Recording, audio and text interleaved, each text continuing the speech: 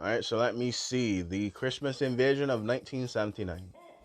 So the Soviet Union invades Afghanistan on the 24th of December 1979. So on the 24th of December 1979, the Soviet Union invaded Afghanistan under the pretext of upholding the Soviet-Afghan Friendship Treaty of 1978.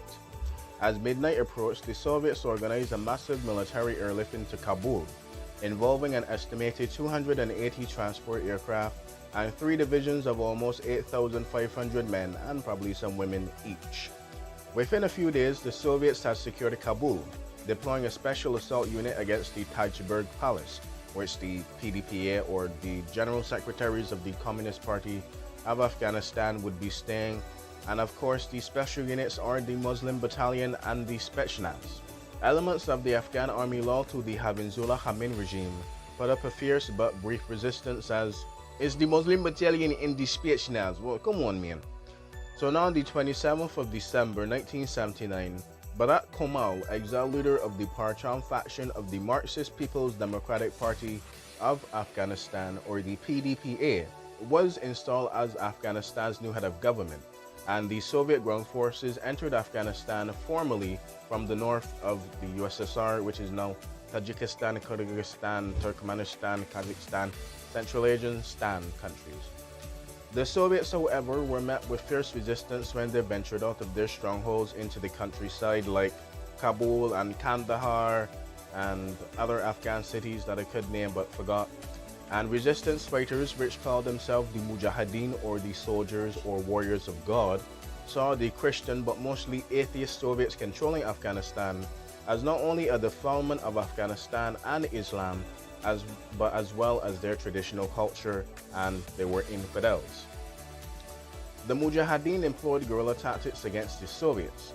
They would attack and raid quickly on the Soviet strongholds of Kandahar and Kabul and other stronghold cities and stuff, then disappear into the mountains, causing great destructions without any pitched battles, kind of like the Vietnamese and the Viet Cong, but instead of jungles, we get mountains. The fighters used whatever weapons they could grab from the Soviets or were given to them by the United States, Pakistan, and of course the United Kingdom, which invaded this country 3 times. Yes, indeed. And there's actually elements and rumors that they actually used black powdered rifles and stuff like that, so pretty interesting. They did use what they could get. The tide of the war turned with the 1987 introduction of the West Shoulder Launch Anti-Aircraft Missile, or a man-pad, or a man-portable anti-aircraft launcher, which was the Stinger. The Stinger allowed the Mujahideen to shoot down Soviet planes and especially helicopters on a regular basis and pretty much without any irreliabilities, pretty regular. New Soviet leader Mikhail Gorbachev, which followed three Soviet leaders, which was Brezhnev, Andropov, and Chernenko, all in the span of like 5 years, decided it was actually time to get out of Afghanistan, unlike certain people. Demoralized and with no victory in sight, Soviet forces started withdrawing in 1988.